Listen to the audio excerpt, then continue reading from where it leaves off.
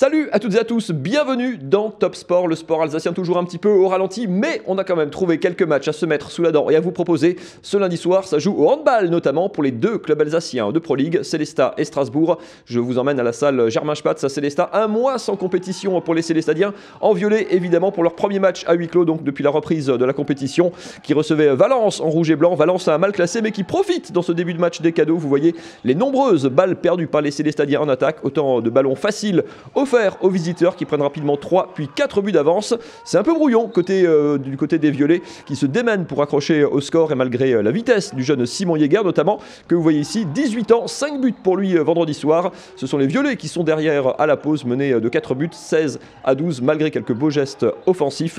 Les visiteurs emmenés par Johan Derick, l'ancien Célestadien qui vont continuer de faire la course en tête. Sélestat s'accroche, Sélestat grignote même petit à petit son retard et dans les toutes dernières minutes, Sélestat va même passer devant Mehdi Arbaoui au but, sort des arrêts au meilleur moment. Les Violets passent devant par deux fois, 26-25, puis 27-26 même sur ce but, sur ce deuxième but en fin de match. Mais Valence va égaliser à 27 partout à moins d'une minute de la fin. La balle de match, la balle de la gagne, elle est pour les Célestadiens et Antoine Gutfreund. La parade du gardien, le jet franc qui suivra après le buzzer ne donnera rien. Et Valence repart de Sélestat avec le point du nul. Sélestat concède ses premiers points à domicile, son premier point à domicile depuis le début de la saison. Match à huis clos en plus, pas tout à fait peut-être un concours de circonstances, pas tout à fait un hasard. Écoutez justement Antoine Gutfreund, le capitaine célestadien et son entraîneur. C'est pas une excuse et on va pas se cacher derrière ça, au contraire. Je pense en plus qu'on a très bien travaillé pendant ces 4 semaines. Maintenant il y a aussi un contexte à gérer, c'était notre premier match à huis clos contrairement aux autres.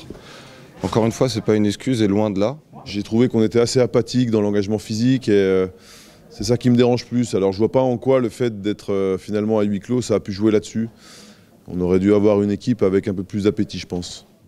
Et de son côté, Strasbourg, qui recevait le leader Ponton Combo, n'a jamais lâché mais finit par s'incliner 29-25. Gros programme pour les Alsaciens cette semaine. Sélestat enchaîne dès ce lundi soir du côté de Besançon en match en retard avant de continuer sur la route du côté de Saran. Ce sera vendredi. Strasbourg sera en déplacement du côté de Cherbourg ce dimanche. Un match que vous pourrez suivre en direct dimanche 14h sur Alsace 20. On passe au basket. Ça ne joue toujours pas en élite pour la SIG, pas non plus en Pro B pour Gris et Souffle. Ça joue en revanche et beaucoup chez les filles de la SIG qui sont en Ligue 2. Troisième match même en 10 jours pour les îles Kirchoises dans leur salle de la rue de la Poste devant leur public coloré, à huis clos évidemment, mais devant 1500 peluches déposées par les supporters pour les hôpitaux de la région. En face, Nantes-Rosé en jaune, équipe physique, ça a souvent fini un petit peu au sol.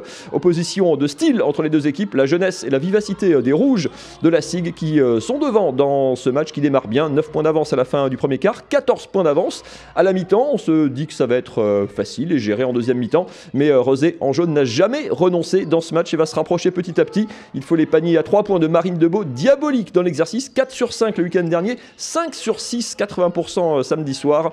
Il a fallu compter sur cette adresse pour les filles de la SIG pour rester devant. Malgré tout, les visiteuses vont grignoter leur retard, se rapprocher, passer sous les 10 points. 4 points seulement même d'avance pour la SIG à quelques minutes de la fin. C'est là qu'une nouvelle fois Marine Debeau va frapper à 3 points et la SIG, malgré un ultime rapproché des visiteuses sur ce panier primé, vont assurer avec un peu de sang-froid au lancer franc, notamment en toute fin de match pour préserver leur avance et leur victoire. Victoire 75-69. Troisième victoire à domicile dans cette série de 3 matchs. Un joli bilan, 5 victoires, 2 défaites dans ce championnat. Écoutez, justement, Marine Debeau, la meneuse, est en forme à 3 points notamment en ce moment.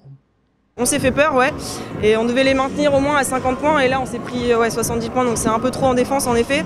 Mais sinon voilà, la victoire elle est là, donc on est contente. Cette année on a vraiment une bonne équipe, je pense qu'on peut aller au play-off et voilà, aller le plus loin possible et je pense qu'on a la capacité de pouvoir y arriver. Je vous emmène en Lettonie pour continuer ce Top Sport. On va parler de bobsleigh sur la piste de Sigulda. C'est bien sûr des nouvelles de Romain Heinrich, nouvelle étape de Coupe du Monde pour le Haut-Rhinois, originaire de Kaisersberg. C'est le pilote du bob à 2 de l'équipe de France sur cette nouvelle étape de Coupe du Monde avec une grosse mésaventure. Regardez son pousseur à l'arrière qui va se blesser, qui va se claquer plus précisément Dorian Otterville. Et du coup, première manche loupée par les Français, vous le voyez, ce claquage qu'il va malgré tout réussir à embarquer. Mais évidemment, avec une poussée amoindrie, compliqué de défendre ses chances. 12e pour Romain Heinrich dans la première manche. Changement de pousseur, évidemment pour les suivantes, ils se classeront en 9e.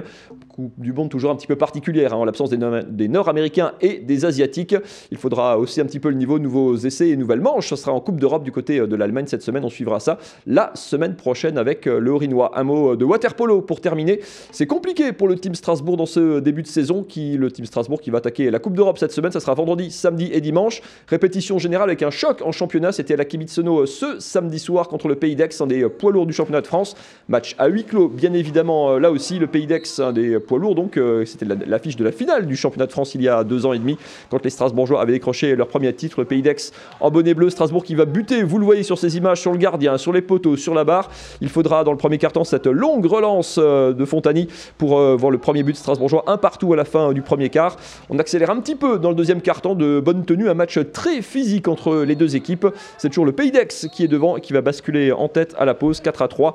Les Strasbourgeois qui vont surtout pêcher en deuxième mi-temps par beaucoup d'indiscipline, beaucoup de fautes, des infériorités numériques qui offrent des supériorités, donc des buts un peu plus faciles aux visiteurs, et surtout 2 expulsions un peu bêtes qui vont coûter cher aux Strasbourgeois malgré ce joli but en revers. Le Pays d'Aix s'impose après avoir mené tout le match, remporte 3 des 4 cartons et s'impose finalement 12-8 dans la piscine de la Kibitsono. 3e défaite des Strasbourgeois cette saison. Pas forcément la meilleure manière de préparer la Coupe d'Europe de cette semaine. Écoutez Igor Rakonica, le coach strasbourgeois. On a bien joué dans la première du carton. Et à la fin, comme on a resté avec les 11 joueurs, avec les 3 fautes, avec les 11 joueurs, 2 joueurs qui sont finis avec les cartons rouges, on était disparu. Voilà pour le Top Sport de ce lundi. Le sport continue bien sûr sur Alsace 20. Demain, mardi, le Club 1906. Toute l'actualité du Racing Club de Strasbourg. Et pas 1, mais 2 matchs en direct le week-end prochain. Les filles de la SPTT Mulhouse retrouvent enfin le Palais des Sports à huis clos. Bien sûr, ça sera en championnat à vivre samedi soir, 20h avec Marine Zis. Et puis, j'aurai le plaisir de vous retrouver dimanche pour du handball. Je vous l'ai annoncé tout à l'heure. Le déplacement de Strasbourg en Pro League sur le terrain de Cherbourg dimanche à 14h. Samedi 20h pour le volley. Voilà pour les rendez-vous sport de ce week-end. Excellente semaine à toutes et à tous. En attendant, salut.